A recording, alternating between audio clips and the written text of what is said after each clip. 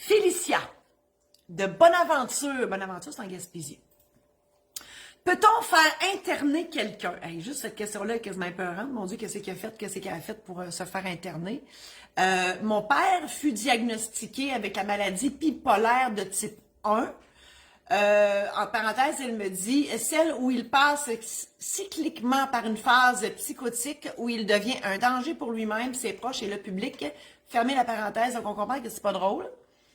Et ça depuis au moins 20 ans. Je me demande si pour sa protection et celle des autres, il pourrait signer devant notaire une procuration permettant au mandataire, en l'occurrence son fils, de pouvoir le faire interner pour soins psychiatriques lorsqu'il a une rechute psychotique. C'est drôle parce que dans mon premier tome, les mémoires de la maîtresse, anecdotes notariales qui se sont réellement passées dans mon bureau. Bonjour Simon Grève, livreur à Rivière-Rouge. Je te salue. La semaine passée, j'ai pas pu le faire. Je t'ai vu après. Là, je viens de te voir. Bonjour Simon. Dans les mémoires de la maîtresse, mon premier tome de récits anecdotiques, j'ai une histoire qui s'est réellement passée dans mon bureau où un homme m'a menacé de mort. Ça a été un épisode assez dramatique pour moi.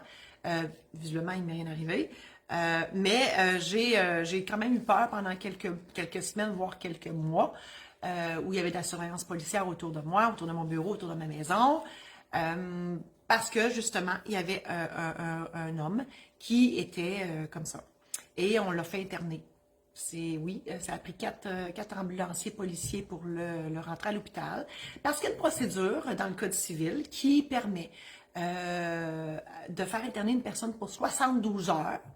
Et là, il y a plein de tests, des psychiatres, psychologues, donc tout ce monde-là passe sur cette personne-là pour le calmer, pour lui redonner sa médication. Et souvent, le malheur dans tout ça, c'est que la personne trouve qu'elle est assez bien, donc elle dit « j'ai plus besoin de peluche, je ne les prends plus ». Et c'est là qu'on retombe dans cet état. Et donc, la loi prévoit qu'on peut faire interner ce genre de personne pour 72 heures et le ressortir par la suite. Et moi, dans mon cas, dans mon histoire, il avait eu un diagnostic de, faut pas que je me mêle, de sociopathe et non de psychopathe. Donc, sociopathe. Et donc, ça pouvait se régler par une thérapie. Curieusement, on peut forcer quelqu'un à prendre de la médication, mais on ne peut pas forcer quelqu'un à faire une thérapie. Voilà, c'est notre droit au Québec. J'en profite pour faire plus sur votre histoire, Félicia, et je suis fort désolée de votre situation, j'espère que ça peut vous aider, mais vous pouvez, en fait, tout ce que vous pouvez faire, vous, dans le cas de votre père, c'est d'appeler les secours, d'appeler 911. Ils vont amener votre père en ambulance à l'hôpital pour faire la procédure que je viens d'expliquer. Parallèlement à ça, je veux vous parler de l'inaptitude, hein, parce que dans ce cas-ci, votre père, il n'est pas inapte. Il a une maladie. Mais, et c'est là des fois que c'est comme bien touché. Moi, il y a des gens qui m'ont déjà appelé dans ma pratique pour justement des cas comme ça, dire là, il est parti en peur, c'est une phase maniaque, il va dans les magasins, il achète n'importe quoi. Moi, je suis obligée de passer par en arrière pour aller récupérer, puis aller me faire rembourser, puis etc. C'est vraiment pas drôle, ces situations-là. Et il n'y a pas, en fait, la procuration dans ce cas-là peut être nécessaire si on veut aller faire rembourser les trucs parce que il n'est pas inapte, il est malade, mais il n'est pas inapte. C'est juste quand il est dans sa phase comme ça, c'est pas chic.